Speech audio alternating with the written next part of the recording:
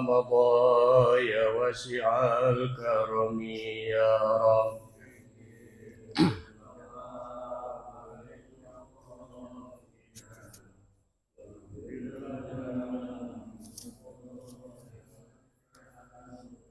والحبيب الذي ترجى شفاعته لكل حول من الأخوال مقتحم يا رب.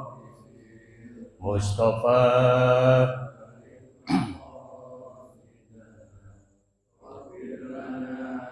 ما مضى يا واسع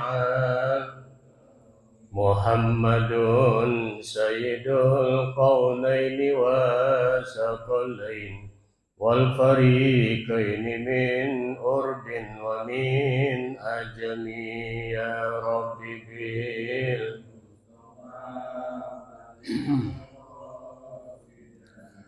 واغفر لنا ما مضى مولاي صل وسلم دائما أبدا على حبيبك خير كلهم يا رب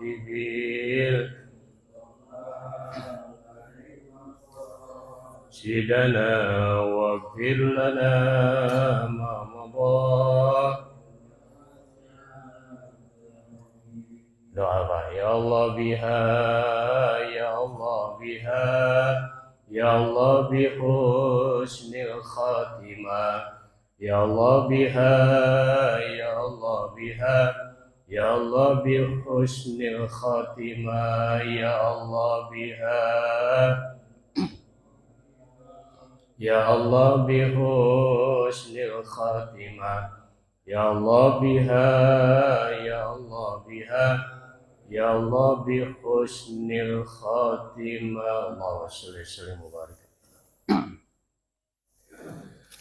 Alhamdulillah, alhamdulillahilladzi an'amana alaina bi ni'matil iman wal islam wasyihata wal afiyah. Alhamdulillahi rabbil alamin. Alhamdulillahilladzi faddalana ala katsirin min ibadihil mu'minin. Asyhadu an la ilaha illallah wa asyhadu anna Muhammadan abduhu wa rasuluh. Allahumma shalli wa sallim wa barik ala sayyidina Muhammad wa ala ali sayyidina Muhammad wa ala jami'il anbiya'i wal mursalin wa ala jami'il malaikatil muqarrabin wa ala ibadillahi sholihin min ahli samawati wal aradin wa alaina ma'ahum ajma'in birahmatika ya arhamar rahimin. Allahumma shalli ala sayyidina Muhammad al-fatih lima ughliqa wal khatimi lima sabaq nasyiril haqqi bil haqqi wal hadi ila syiratika mustaqim wa ala alihi haqqa qadrihi wa miqdarihi azim.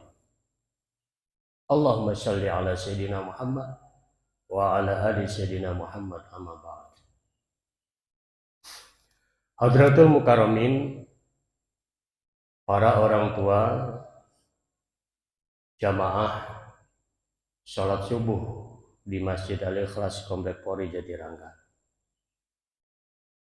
Alhamdulillah,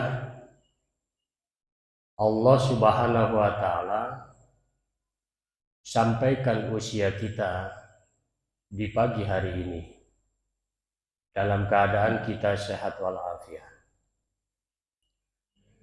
Puncak syukur seorang hamba, umat baginda Rasul Shallallahu Alaihi Wasallam, Asy-Syaikh Nawawi Al-Bantani, yang mengarang kitab Nasha'ihul Ibad dan mengarang 115 kitab lainnya, yang lahir di tahun 1813 dan meninggal di tahun 1897. Ulama Nusantara, lahir di Serang, Banten, meninggal di Mekah, dimakamkan di Mekah, dan menjadi Imam Masjidil Haram saat itu, mengajar di Masjidil Haram saat itu, dan banyak melahirkan ulama-ulama yang kemudian menjadi panutan di Nusantara ini, salah satunya Mbah Hashim Asy'ari dan lain-lainnya. Beliau mengatakan, puncak syukur seorang hamba adalah menyembah kepada Allah Subhanahu wa Ta'ala. Ketika Allah berikan kenikmatan, apapun itu bentuknya, dia tidak lupa kepada yang memberi kenikmatan itu, kemudian dia bersujud ibadah kepada Allah Subhanahu wa Ta'ala. Jadi itu adalah puncak syukur seorang hamba, yang kemudian diikuti dengan lisan mengucapkan pujian kepada Allah Subhanahu wa Ta'ala. Alhamdulillahirabbil alamin. Semoga kenikmatan-kenikmatan Allah yang Allah berikan kemudian kita syukuri dengan ibadah kepada Allah. Nikmat-nikmat yang lainnya segera Allah berikan kepada kita. Amin ya rabbal alamin. Salawat teriring salam semoga tercurah keharibaan kedua hasanah kita, mahkotanya alam, baginda Nabi besar Muhammad Sallallahu alaihi wa alihi wasallam. Di bulan ini ada di satu hadis tentang Sya'ban mengajarkan kepada kita untuk banyak-banyak baca salawat kepada beliau baginda Rasul Sallallahu alaihi wasallam di tengah-tengah amalan soleh, amalan baik lainnya yang kita kerjakan. Dan begitu banyak hadis yang menjelaskan betapa salawat ini nantinya membuahkan satu kenikmatan buat kita yang membacanya. Salah satunya ma'aksara alayya fi hayatihi amarallahu jami'a makhlukatihi ayastaghfiru lahu ba'da mautih. Ini sering didengar, namun untuk semakin menambah giroh kita, cinta kita dalam bersolawat, untuk tanda mahabbah kita kepada Rasul Sallallahu Alaihi Wasallam, diulang-ulang hadis ini dari Ibnu Abbas. Ma'aksara alayya fi hayatihi, barang siapa yang masa hidupnya bersolawat, aksara banyak bersolawat kepada baginda Rasul Sallallahu Alaihi Wasallam. Amarallahu jami'a makhlukatihi. Nanti pada saat kita meninggal dunia, ketika jenazah kita dimandikan, kemudian dikafankan, udah rapi dimasukkan di keranda, kemudian dibawa oleh teman-teman kita, anak-anak kita, digotong untuk dimasukkan ke liang lahat. Amarallahu jami'a makhlukatihi, semua makhluk-makhluk Allah, burung, batu, pohon yang terlewat, ayastaghfiru lahu ba'da mauti, mendoakan kita. Kenapa didoakan? Karena semasa hidupnya aksara banyak bersalawat kepada Rasulullah Sallallahu Alaihi Wasallam. Luar biasa. Bahkan di hadis lain, barang siapa yang banyak sholawat yomi alfi marrah, dalam bilangan sehari alfi marrah, 1000 kali. Apa aja sholawatnya? Minimal kita baca Allahumma sholli ala Sayyidina Muhammad wa ala ali Sayyidina Muhammad. Atau mau dengan keyakinan Allahumma sholli ala Muhammad wa ala ali Muhammad, silahkan. Tapi tanamkan dalam sholawat itu hanya untuk mahabbatur Rasul.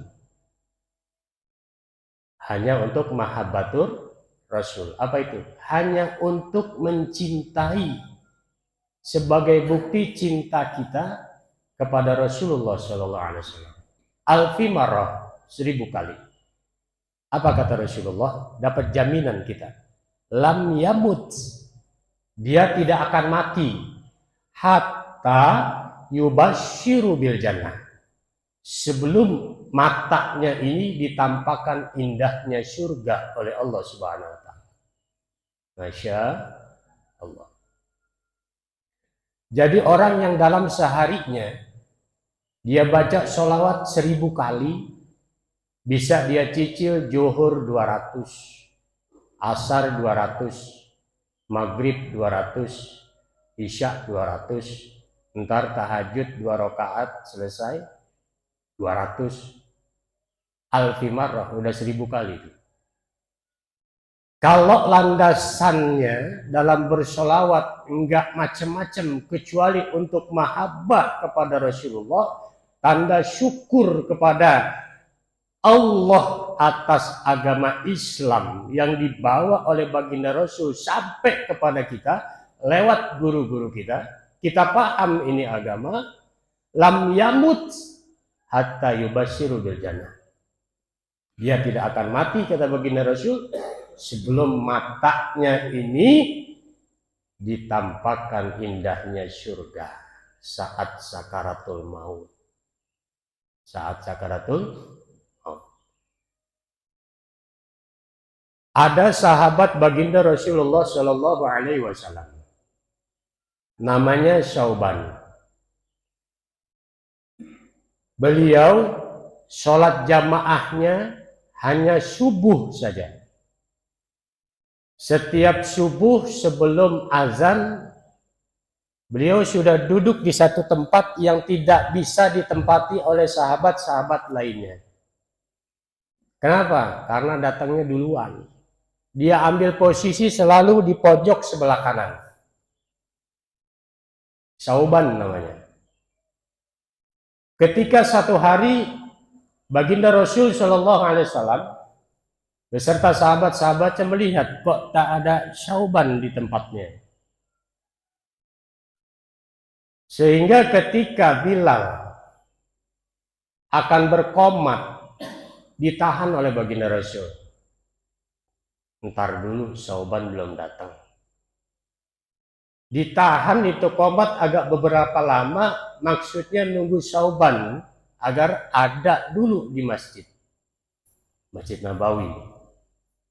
Kecil saat itu, lantainya tanah. Ditunggu-tunggu Syauban nggak datang. Lalu qomat lah. Ketika qomat, Rasulullah imam, selesai salam, Rasul balikan badannya, yang dilihat pertama kali ada nggak Syauban di barisan jamaah. Ternyata Syauban nggak ada juga di barisan jamaah sholat subuh saat itu. Sehingga Rasulullah bertanya kepada sahabat-sahabatnya, di antara kalian tahu nggak keberadaan Syauban? Kenapa tidak datang? Nggak ada yang tahu. Rasul bertanya lagi, di antara kalian adakah yang tahu rumah Syauban? Sahabat tahu. Apa kata Rasulullah? Antarkan saya ke rumah Syauban. Bapak-bapak hadirin jamaah salat subuh rahimakumullah. Rasulullah selesai sholat subuh saat itu tanpa zikir lama, takdimul aham bil aham. Ada yang penting di antara yang penting. Jadi di antara yang penting itu ada yang penting. Yang penting saat itu cari kabar, cari tahu kenapa Sauban yang udah istiqomah sholat subuh berjamaah kepada sahabat-sahabat, kepada Rasulullah saat itu nggak ada di hari itu. Takdimul aham fal aham, ada yang penting ini di antara yang penting. Maka Rasul ajak itu sahabat berkunjung ke rumah Sauban. Dari selesai subuh saat itu sampai ke rumah Sauban, ahli sejarah mengatakan kurang lebih 3 jam perjalanan menuju rumah Sauban. 3 jam jauh apa dekat, Pak? Kalau Pak Slamet dari rumah ke sini berapa jam, Pak? Menuju masjid. Selesai sholat subuh sampai di rumah Sauban, ahli sejarah menjelaskan kurang lebih 3 jam ditempuh perjalanan ke rumah Sauban. Masya Allah. 3 jam. Kita mau ke sini muter-muter dulu ke Cikeas, ke Cilengsi, terus kemana lagi, belum tentu 3 jam sampai sini. Motor. Betul Pak Irwan ya? Ini Sauban jalan. Makanya sedih kalau yang dekat nggak sampai ke masjid. Ketika sampai di rumah Sauban, Rasulullah memberi salam, diiringi sahabat-sahabat memberi salam, yang keluar istrinya. Terjadi dialog kemana Sauban, wahai ibu, istrinya itu dilihat oleh baginda Rasul dan sahabat, matanya bengkak, bekas keluar air mata. Ya Rasulullah, suami saya belum lama sudah dimakamkan. Inna lillahi wa inna ilaihi raji'un. Udah dimakamkan sama tetangga-tetangga.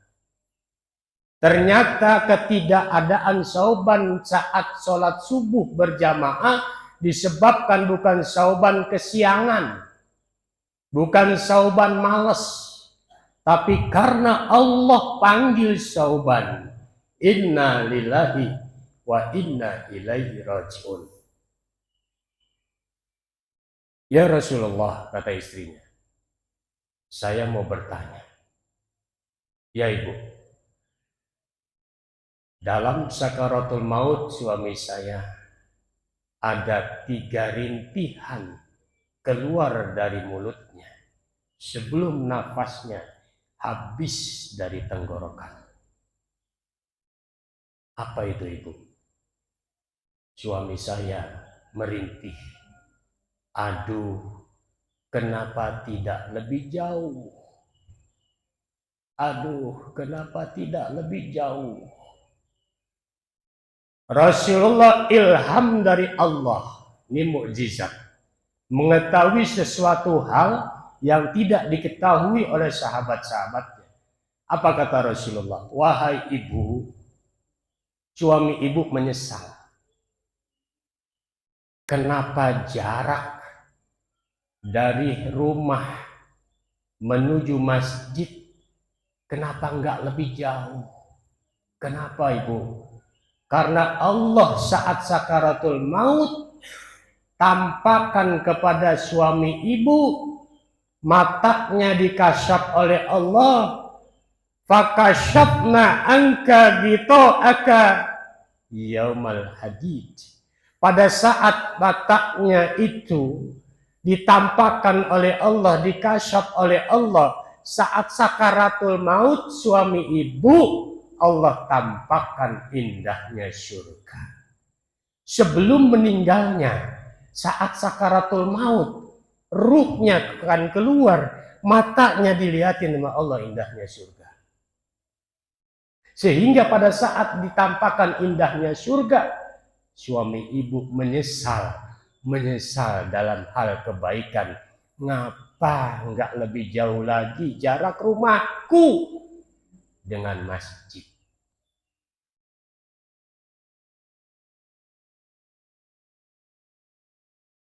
Masya, andai lebih jauh lagi, tentunya keindahan-keindahan surga Allah tampakkan. Makanya kita alhamdulillah Pak, niat lillahi ta'ala terus sampai habis usia kita. Kita usahakan sholat berjamaah di masjid, di musola.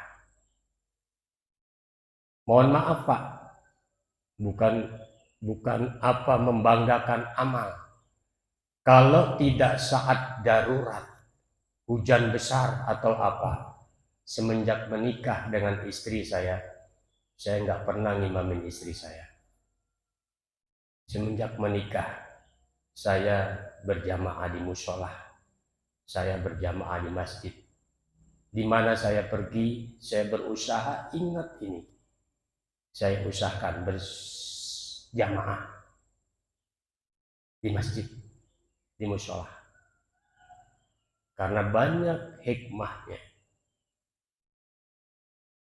Karena kalau dalam sejarah kita melihat Rasulullah nggak pernah ngimamin istrinya sholat fardu 5 waktu. Nggak pernah. Rasul selalu ngimamin sahabat-sahabatnya di masjid.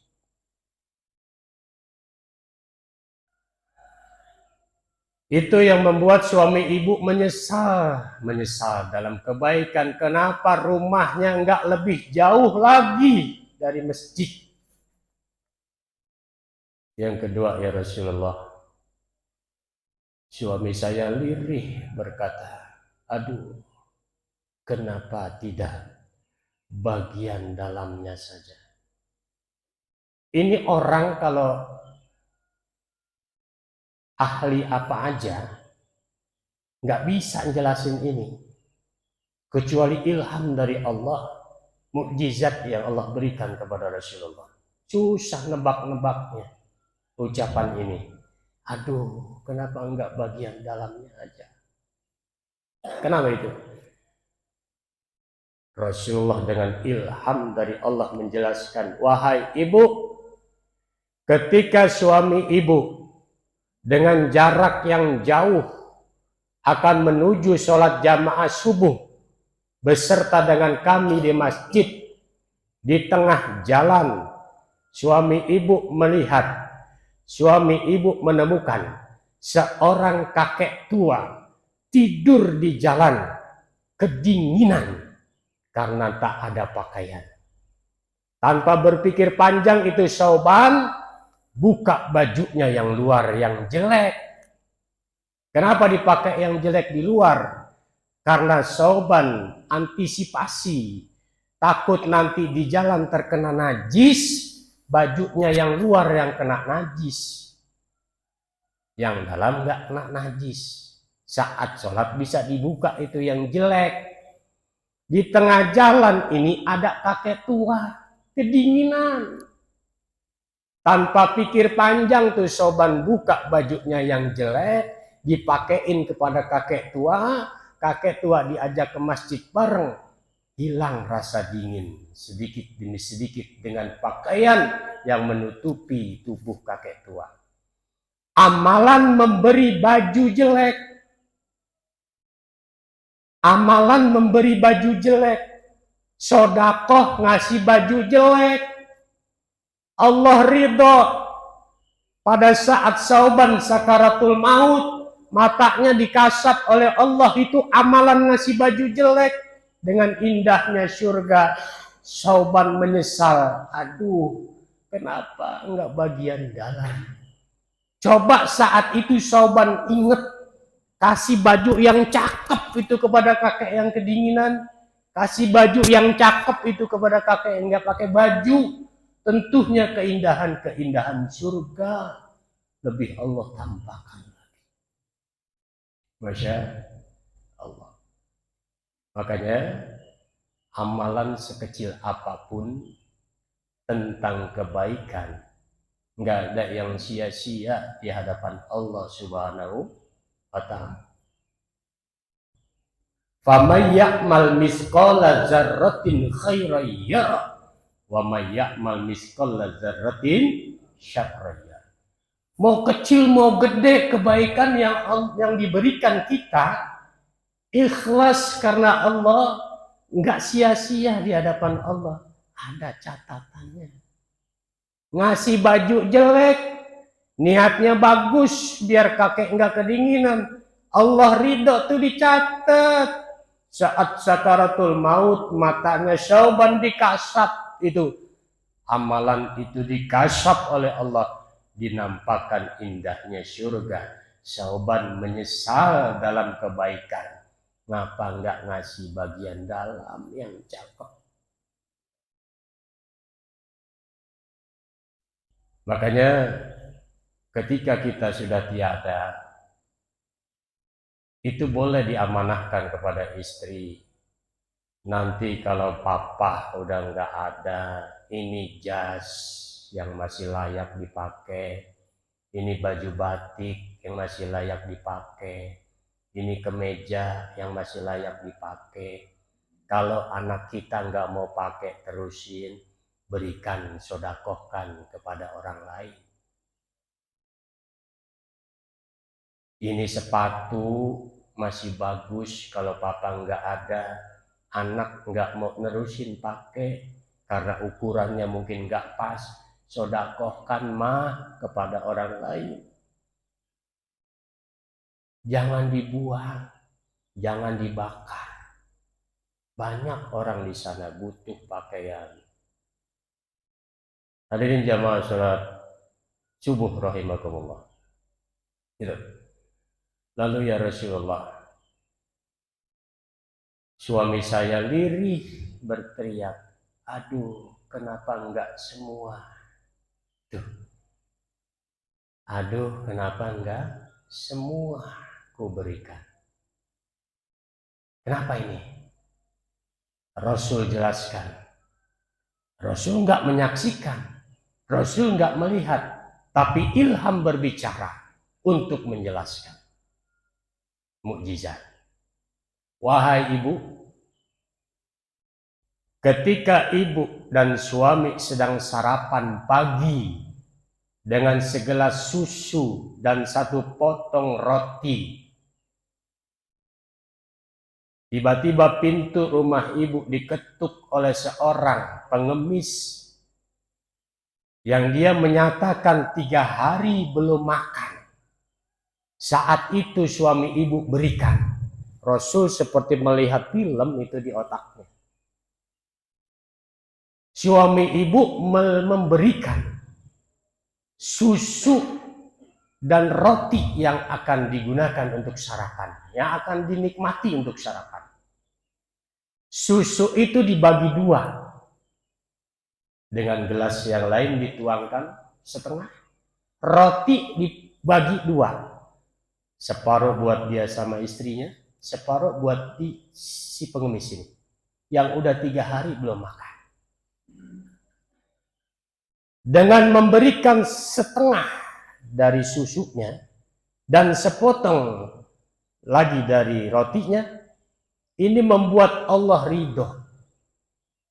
Rasa laparnya agak tertolong tuh pengemis. Dengan setengah gelas susu dan setengah dari potongan roti. Ini enggak hilang dari catatan Allah.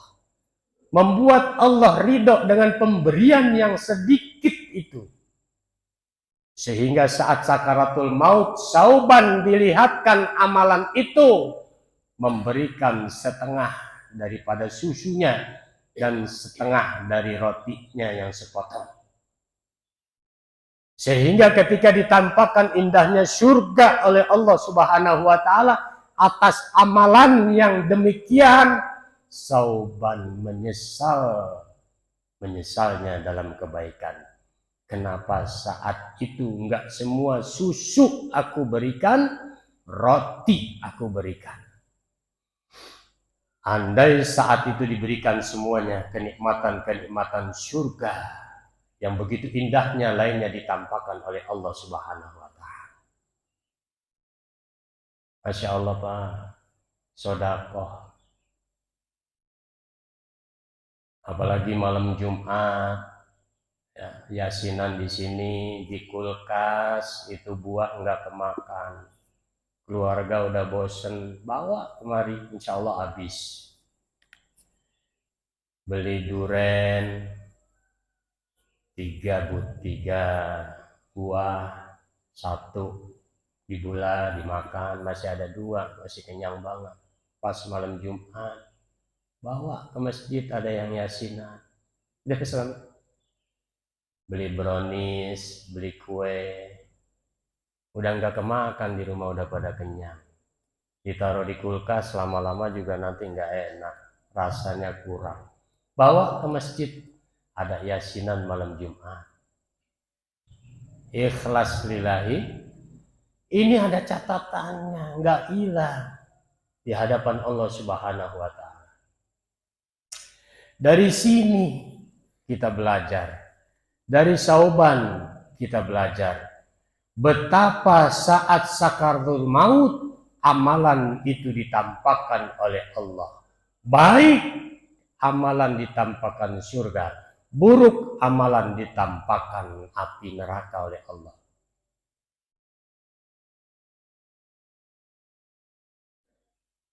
Dalam Al-Quran surat Al-Fussilat ayat 30 Allah berfirman, Bismillahirrahmanirrahim.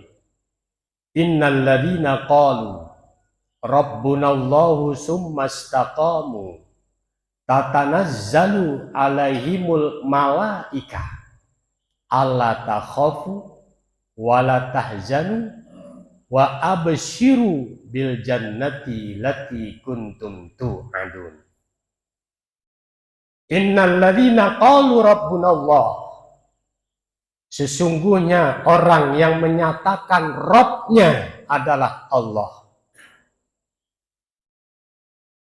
Raditu billahi rabba wa bil islami dina wa bi muhammadin nabiyya wa rasula wa tabarakna. Kan gitu. Kita masih ngaji, diajarin dulu. Tuhanku adalah Allah, nabiku Nabi Muhammad, agamamu Islam, agamaku Islam. Akidah dikuatin. Innal ladzina qalu rabbunallah, sesungguhnya orang-orang yang menyatakan Rabbnya adalah Allah, summastaqamu, kemudian dia istiqomah di dalam ucapannya, dan kedua dia istiqomah atas perintah Allah yang diwajibkan buat dirinya untuk dikerjakan.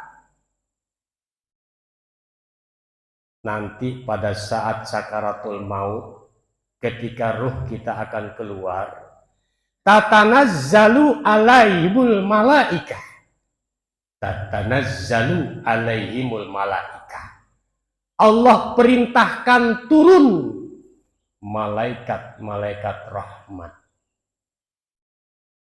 Untuk apa? Untuk menghibur kita, insya Allah jamaah Al-Ikhlas. Semoga nanti saat sakaratul maut kita dihibur oleh malaikat-malaikat rahmat yang diutus Allah untuk nemuin kita.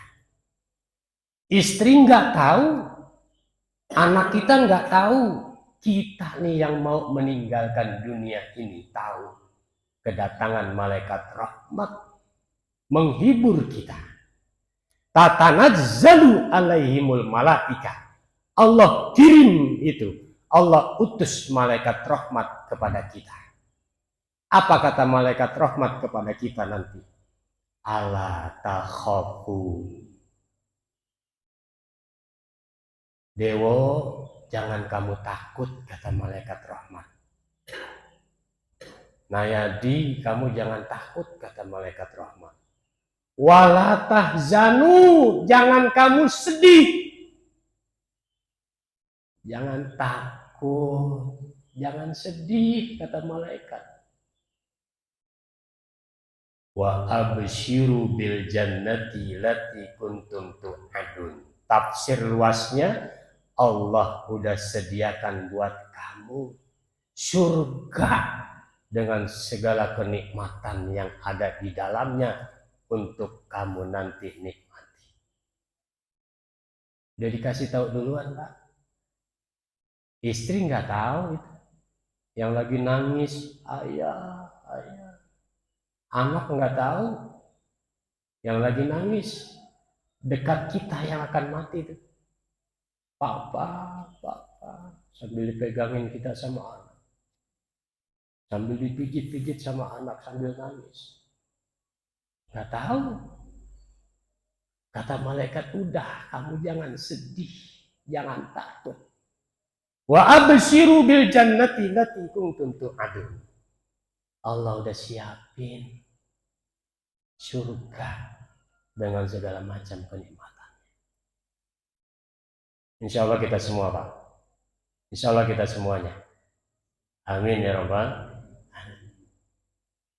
Sehingga itu ruh keluar dengan tenangnya. Ya ayyuhal mutmainnah irji'i ila rabbiki radiyatan mardiyah fadkhuli fi ibadi wadkhuli jannati. Ya Allah, mudah-mudahan ruh kita nanti yang disambut malaikat dengan keharuman-keharuman yang dibawa dari surga.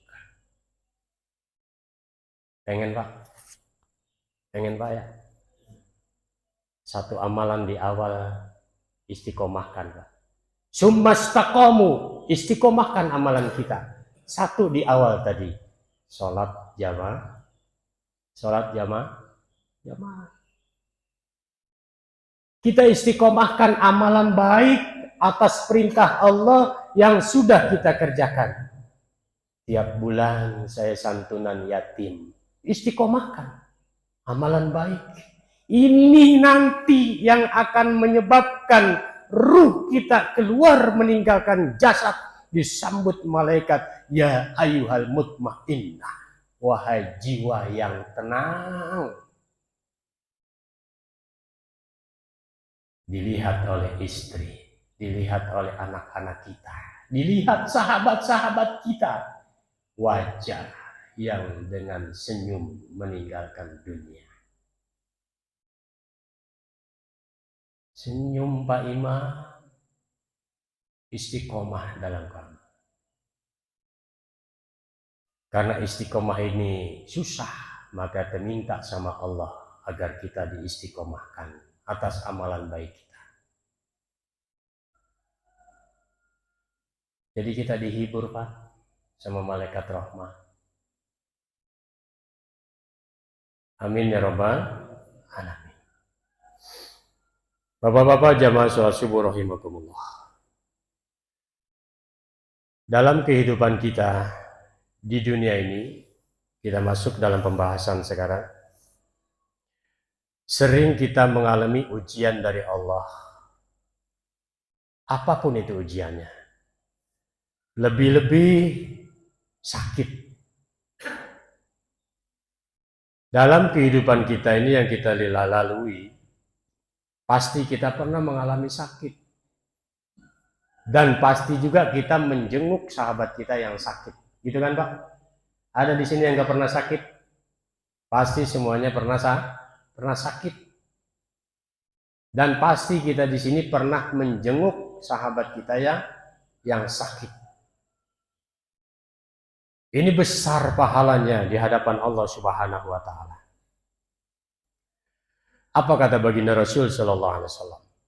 Dalam hadis riwayat Tirmizi, baginda Rasul sallallahu alaihi wasallam bersabda, An Abi Hurairah radhiyallahu an qala Rasulullah sallallahu alaihi wasallam.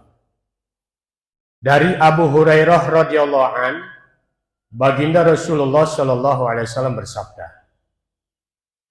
Man ada maridon, barang siapa menjenguk orang sakit, auzara akhahan lahu fillah, atau mengunjungi saudaranya yang muslim, silaturahmi, Nadahu munadin antibta wa toba mamsaka wa tabawwa'ta minal jannati manzila. Orang yang menjenguk orang sakit, teman kita sakit dirawat di rumah sakit, teman kita sakit ada di rumahnya lagi sakit, kemudian kita tahu kabar teman kita dirawat di rumah sakit, kemudian tahu kabar teman kita lagi di rumah lagi sakit, udah tidak 3 hari 2 hari tidak kelihatan di masjid, kita tahu kabar itu. Bisa kita lewat sendiri ke sana, bisa kita secara bareng-bareng dengan teman-teman kita menjenguknya, sama aja. Kemudian kita silaturahmi kepada saudara kita. Kita main ke rumahnya Pak Imam, ngobrol-ngobrol, kita ngopi, ya, ngobrol perkara iman, ngopi itu singkatannya. Ya ini ala saya aja dan teman-teman. Ngobrol perkara iman di situ, enggak ngobrolin maksiat, enggak. Silaturahminya ngobrolin kebaikan, silaturahminya ngobrolin tentang hal-hal iman, sehingga pulang dari kita silaturahmi, kita dapat ilmu, dia dapat ilmu. Tadinya malas ke masjid, jadi dia rajin ke masjid. Begitu silaturahminya, niatnya begitu. Bukan untuk ngomongin hal-hal yang tidak baik, ya. Apa kata Nabi? Nadahu munadin antibta wa toba mamsaka wa tabawwa'ta minal jannati manzila. Maka ada penyeru yang berseru. Nah ini siapa penyerunya ini? Enggak tahu. Sungguh baik engkau dan bagus pula perjalananmu, karena engkau telah menyiapkan tempatmu sendiri di dalam surga. Jadi apa hadis ini intinya? Orang yang menjenguk orang sakit, orang yang bersilaturahmi kepada saudaranya, bicara hal-hal yang baik bukan tentang maksiat, balasannya surga. Balasannya surga. An-Sauban. Nah ini dari Sauban yang tadi kita ceritakan. An-Sauban radhiyallahu an, dari Sauban radhiyallahu an, Maula Rasulullah sallallahu alaihi wasallam.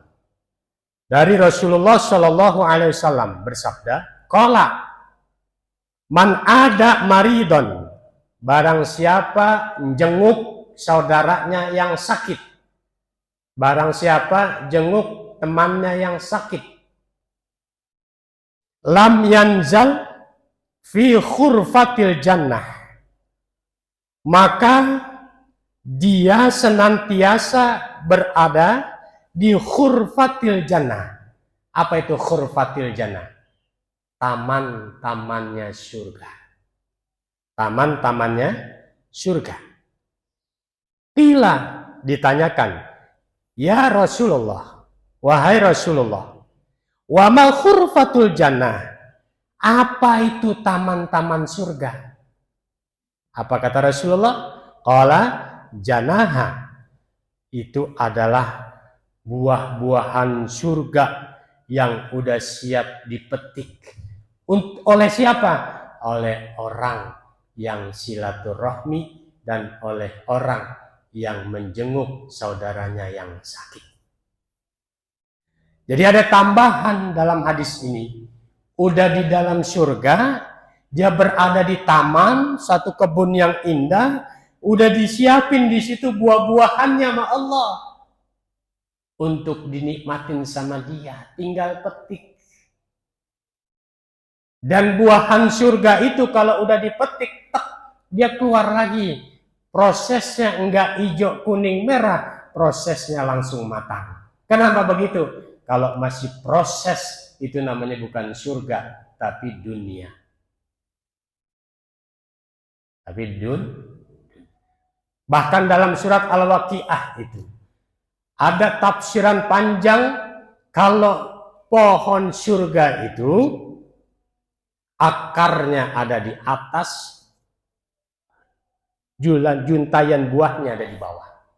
Sehingga penghuni surga dengan mudahnya, walaupun sambil bertelekan, di ayatnya itu tafsir bertelekan. Telekan itu apa? Telekan itu begini Pak.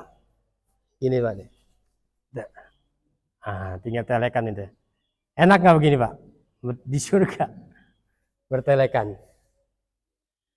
Jadi saking Allah berikan kenikmatan yang nikmat-nikmatnya di surga, semuanya dimudahkan sama Allah. Dan ketika dipetik itu langsung keluar lagi matang. Nggak pakai dikasih pupuk urea dulu itu buah pohonnya, enggak. Dunia itu mah di surga udah tempatnya nikmat dari segala macam kenikmatan, tempatnya mudah dari segala macam kemudahan, enggak ada kesulitan. Itu namanya surga.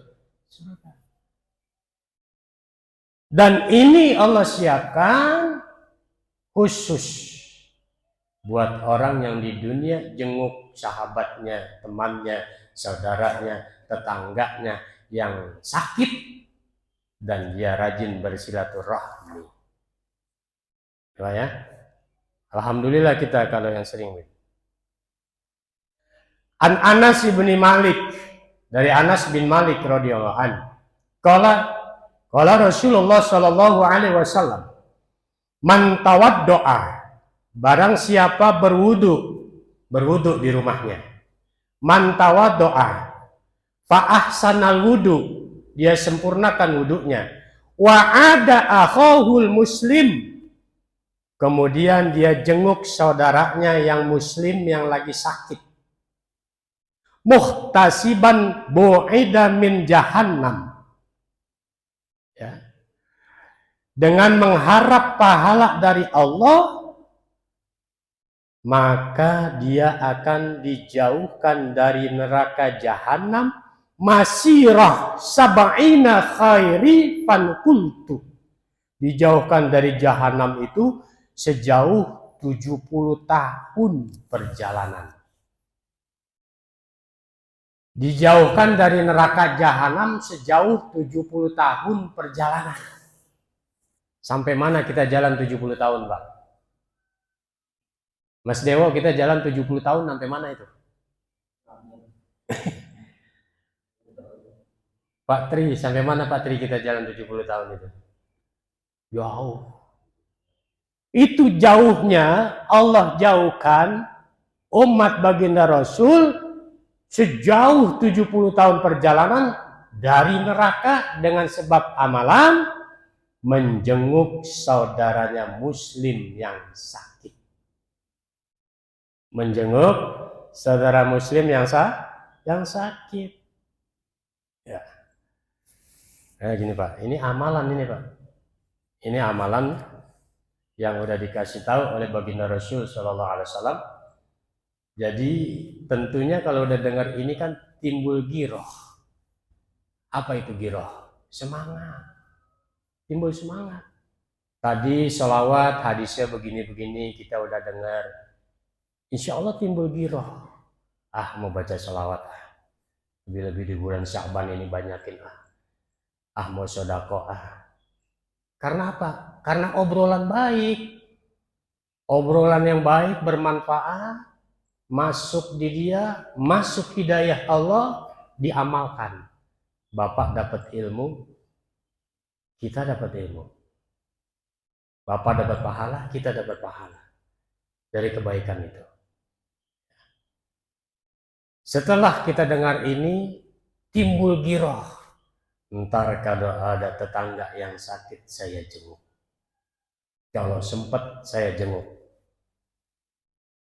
Ntar kalau ada temen yang sakit, rame-rame kita jenguk. Kan timbul giroh deh. Karena udah tahu manfaatnya. Jelas baginda Rasul sebutkan dalam hadisnya. Ya. An Anas bin Malik qala, dari Anas bin Malik radhiyallahu anhu dia berkata, sami'tu Rasulullah sallallahu alaihi wasallam. Aku mendengar baginda Rasulullah sallallahu alaihi wasallam bersabda, ayyuma rajulin ya'udu maridon, barang siapa yang jalan menengok orang sakit. Jalan ini bisa diartikan pergilah, ya, pergi menengok orang sakit. Fa innama yakhudu fir rahmah, sesungguhnya dia sedang berjalan di genangan rahmatnya Allah. Insyaallah. Perjalanan kita dari rumah menuju rumah sakit dalam genangan rahmatnya Allah. Kenapa? Perjalanan kita perjalanan yang mulia, mau menjenguk sahabat kita yang sakit. Itu dari rumah keluar menuju rumah sakit penuh dengan genangan rahmatnya Allah Subhanahu wa ta'ala. Fa idza qa'ada indal marid, bila dia duduk di dekat orang yang sakit itu, gomarat suhur rahmah, rahmat pun akan meliputinya. Datang ke rumah sakit, assalamualaikum, waalaikumsalam. Duduk di dekatnya, sambil bertanya, ya apalah pertanyaannya, apa yang dirasa bang? Ya nanti sembuh lah, cepat sembuh, kita doakan cepat sembuh. Jangan jujur juga kalau jenguk orang sakit tuh, nggak boleh. Apa yang dirasa sih Mat? Aduh ini apa napas rasanya berat. Ya nggak lama lagi deh Mat. Kemarin temen gue begitu, mati cepet, nggak boleh juga. Nggak boleh. Walaupun itu dikatakan sakitnya menurut kita udah berat, biiznillah, tenang Mat, biiznillah, dengan izin Allah, Allah cepat sembuhkan. Gitu. Jangan jujur. Ya Mat, kemarin gue besuk begini juga Mat, nggak lama. Jangan gitu juga. Jadi keluarnya kita dari rumah menuju rumah sakit, itu dalam perjalanan kita, dalam genangan rahmatnya Allah Subhanahu wa ta'ala. Udah sampai di rumah sakit, kita duduk, kita ngobrol, kita hibur dia, kita doakan dia, kita diliputi dengan rahmatnya Allah. Masya Allah.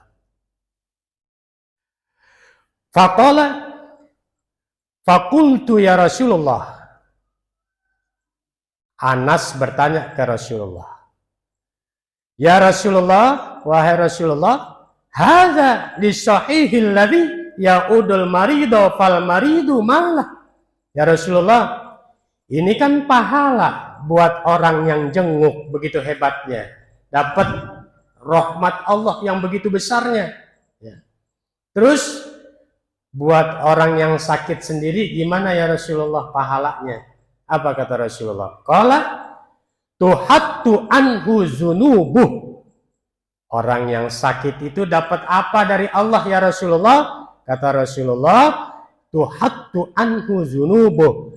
Dosa-dosa yang sakit semuanya diampuni oleh Allah Subhanahu wa ta'ala. Dengan sebab sakit kita dirawat di rumah sakit, ikhlas kita nerimanya tuh sakit. Mau sakit apa aja kita ikhlas, emang Allah yang kasih. Itu dosa-dosa kita diampuni nama Allah. Yang jenguk dalam genangan rahmatnya Allah, duduk di dekat yang sakit, diliputi rahmatnya Allah. Buat orang yang sakit, ikhlas menerimanya, apapun itu penyakitnya, karena dia sadar itu dari Allah Subhanahu wa ta'ala. Kata Rasulullah, tuhatu anhu zunubu, dosa-dosanya yang sakit diampunin oleh Allah Subhanahu wa ta'ala. Nah, kalau sakit nggak boleh ngeluh. Apapun sakitnya itu semuanya dari Allah Subhanahu wa ta'ala, maka kita syukuri ya. Ini yang terakhir. Kebanyakan itu kalau kita jenguk orang sakit, kita tuh yang selalu mendoakan. Betul ya Pak Imam? Allahumma syifa'ahilah, ya Allah beri kesembuhan kepada siapa? Bihurmati Sayyidina Rasulillah, dengan kehormatan Rasulullah sallallahu alaihi wasallam.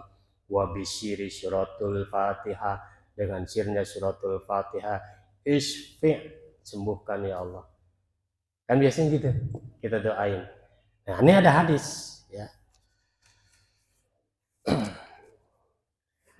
An Umar bin Khattab, dari sahabat Rasulullah Umar bin Khattab radhiyallahu anhu. Qala li Nabi sallallahu alaihi wasallam. Nabi sallallahu alaihi wasallam bersabda kepadaku. Jadi Nabi langsung bersabda kepada Sayyidina Umar ibnu Khattab. Ya. Siapa itu Sayyidina Umar ibnu Khattab? Sahabat Rasulullah yang terkenal pemberani, gagah perkasa. Jangankan musuh-musuh Allah, musuh-musuh agama. Ketika Umar lewat di satu gang, di satu jalan, dari arah sana itu setan melewati jalan itu. Lihat ada Umar ibnu Khattab, dia yang minggir. Takut sama Umar. Beda sama kita. Kalau kita lewat jalan itu, setan dari sana ngelihat kita, bukan minggir, diikutin kita. Sambil dibisikin, mau kemana? Mau ke sana, udah jangan ke sana, ke sini aja. Beda sama Umar.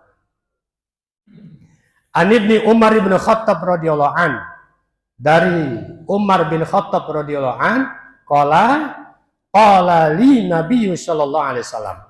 Nabi sallallahu alaihi wasallam langsung bersabda kepadaku, "Idza dakhalta ala maridin," bila engkau menemui, bila engkau menjenguk, bila engkau mengunjungi maridin, orang yang sakit, famurhu ayyada'u lak, disuruh sama Nabi, mintalah dia yang sakit untuk mendoakanmu. Fa inna du'a'uhu kadu'a'il malaikah, karena doanya orang yang sakit sama dengan doanya para malaikat. Artinya apa? Doanya orang yang sakit itu diijabah oleh Allah, sebagaimana doanya malaikat, yang doanya malaikat diijabah sama Allah. Udah kita doain, balik sama dia. Doain saya juga, biar Allah berkahi hidup saya. Tadi doain sama dia walaupun amin, itu udah kabulkan ya Allah. Doain saya juga ya. Minta doa boleh sama yang sakit. Minta doa boleh sama yang sakit. Jadi kita mendoakan, kita minta doa sama dia, boleh. Ini hadisnya jelas. Langsung dari Umar ibnu Khattab. Pernah nggak Pak minta doa sama yang sakit? Enggak kan? Enggak pernah Pak Kasno ya? Jarang. Bisa jarang, bisa enggak pernah. Sekarang kita udah tahu ilmunya dari Sayyidina Umar ibnu Khattab.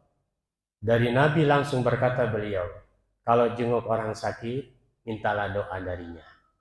Karena doanya orang yang sakit sama dengan doa para malaikat. Artinya doanya orang yang sakit diijabah sama Allah Subhanahu wa taala. Saya enggak membuka pertanyaan karena lontong sayur sudah disiapkan oleh Bu Haji untuk dinikmati. Dari saya mohon maaf sekali lagi, ibarat saya driver yang tidak mahir, baru belajar. Apabila nyenggol dikit, ya mohon dimaklum, mohon dimaafkan lahir dan batin. Amanah dari Ketua DKN kita sudah saya laksanakan. Tadi saya di WA menjelang subuh sama beliau. Alhamdulillah bisa terlaksana. Tetap ada taklim pada pagi hari ini. Semoga Allah tetap berikan keberkahan pada kesehatan kita. Allah berikan keberkahan pada usia kita. Dan Allah berikan keberkahan pada anak-anak dan keturunan-keturunan serta keluarga kita. Dan akhirnya nanti kita berdoa, Allah sampaikan kita pada bulan suci Ramadan dalam keadaan sehat walafiat, dalam keadaan tenang, dalam keadaan damai, dalam keadaan kita berkah rezeki. Dan ketika kita meninggalkan dunia ini, Allah kirim malaikat rahmat untuk menghibur kita, dan Allah matikan kita menutup mata ini dalam keadaan husnul khatimah. Amin ya Allah ya Rabbal alamin. Kita tutup dengan doa kifaratul majlis. Subhanakallahumma wa bihamdika asyhadu alla ilaha illa anta astaghfiruka wa natubu ilaik. Mohon maaf lahir dan batin. Wallahul muwaffiq ila aqwamit thoriq. Assalamualaikum warahmatullahi wabarakatuh.